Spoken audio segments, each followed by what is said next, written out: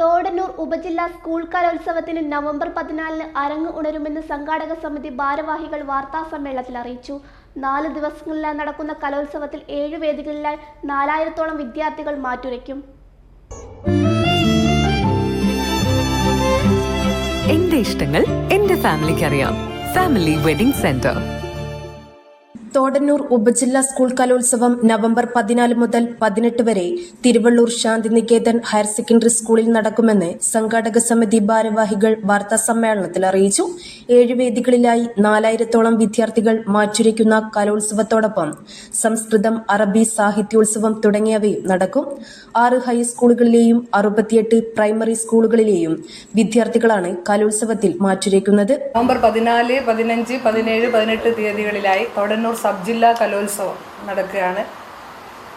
Thiruvallur Shantiniketan higher secondary സ്കൂളിൽ വെച്ചിട്ടാണ് കലോത്സവം നടക്കുന്നത്.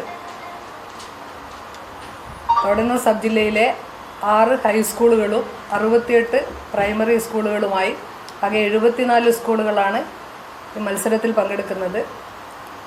ഏകദേശം 4000 കുട്ടികളുടെ അടുത്ത് മത്സരാർത്ഥികളായിട്ട് വരുന്നുണ്ട്. പൂർണ്ണമായും ഹരിത പ്രോട്ടോകോൾ അനുസരിച്ചിട്ടാണ് ആഘോഷ പരിപാടികളെല്ലാം നമ്മൾ ആസൂത്രണം ചെയ്തിട്ടുള്ളത്. കുട്ടികൾക്ക് വേണ്ടി നല്ല രീതിയിലുള്ള ഭക്ഷണ സൗകര്യങ്ങളൊക്കെ സ്കൂളിൽ ഞങ്ങളുടെ PTA-യുടെയും നാട്ടുകാരുടെയും ഒക്കെ സഹകരണത്തോടു കൂടി ഒരുക്കിയിട്ടുണ്ട്. ഉദ്ഘാടനം നമ്മൾ ഉദ്ദേശിച്ചത് MP ഉദ്ഘാടനം ചെയ്യണം എന്നുള്ള കാര്യത്തിലായിരുന്നു. പക്ഷേ ഇപ്പോൾ ഇലക്ഷൻ പ്രോട്ടോക്കോളിൻ്റെ ഒരു സാഹചര്യത്തിൽ സാഹിത്യകാരന്മാരെ ഉൾപ്പെടുത്തിക്കൊണ്ട് ഉദ്ഘാടനം നടത്താനാണ് ഉദ്ദേശിക്കുന്നത്. ഉദ്ഘാടനവും സമാപന സമ്മേളനവും അതേപോലെ നമ്മുടെ എഡ്യൂക്കേഷൻ മേലധികാരികളെയും സാഹിത്യകാരന്മാരെയും ഒക്കെ ഉൾപ്പെടുത്തിക്കൊണ്ട് ഉദ്ഘാടനവും സമാപന സമ്മേളനവും നടത്താനാണ് ഉദ്ദേശിക്കുന്നത്.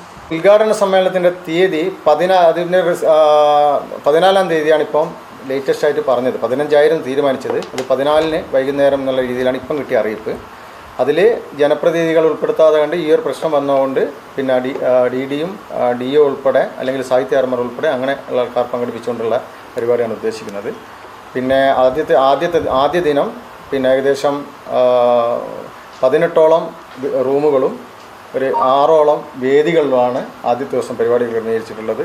അതിൽ റൂം ഇനങ്ങൾക്ക് പുറമെ സ്റ്റേജ് മത്സരങ്ങൾ, പ്രത്യേകിച്ച് പുതിയ കലാരൂപങ്ങൾ, കഴിഞ്ഞ വർഷവും ഈ വർഷമായിട്ട് വന്നുള്ള പുതിയ കലാരൂപങ്ങൾ, പൂരക്കളി ഉൾപ്പെടെയുള്ള കാര്യങ്ങൾ ഉൾപ്പെടെ ആദ്യ ദിവസമാണ് ക്രമീകരിച്ചിട്ടുള്ളത്.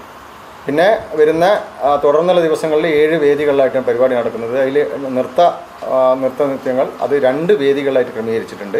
അതുപോലെ തന്നെ മാപ്പിള കലകൾ 2 ദിവസമായിട്ട് ക്രമീകരിച്ചിട്ടുണ്ട്.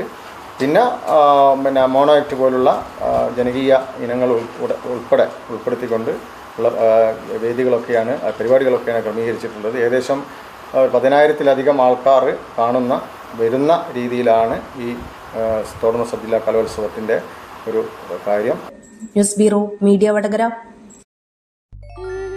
അല്ല, ഇന്ന് നല്ല സന്തോഷത്തിലാണല്ലോ. അതെ, സന്തോഷത്തിലാണ്. കാരണം ഞാനിപ്പോ പാചകം ചെയ്യുന്നതേ മയൂരം വെളിച്ചെണ്ണ ഉപയോഗിച്ചാണ്. പുതിയ മയൂരം കോക്കനട്ട് ഓയിൽ, കലർപ്പില്ലാത്ത ശുദ്ധമായ വെളിച്ചെണ്ണ. കർഷകരിൽ നിന്ന് നേരിട്ട് ശേഖരിക്കുന്ന നാളികേരം സൾഫറും പുകയും ഏൽക്കാതെ ഉണക്കിയെടുത്ത കൊപ്രയിൽ നിന്നും സംസ്കരിച്ചെടുക്കുന്ന 100% ശുദ്ധമായ വെളിച്ചെണ്ണ. ഇത്രയും നല്ല വെളിച്ചെണ്ണ ഇപ്പോൾ നിങ്ങൾക്ക് വിപണിയിൽ ലഭിക്കുകയില്ല. മയൂരം വെളിച്ചെണ്ണ, ഒരു ഏറെമല സർവീസ് സഹകരണ ബാങ്ക് സംരംഭം.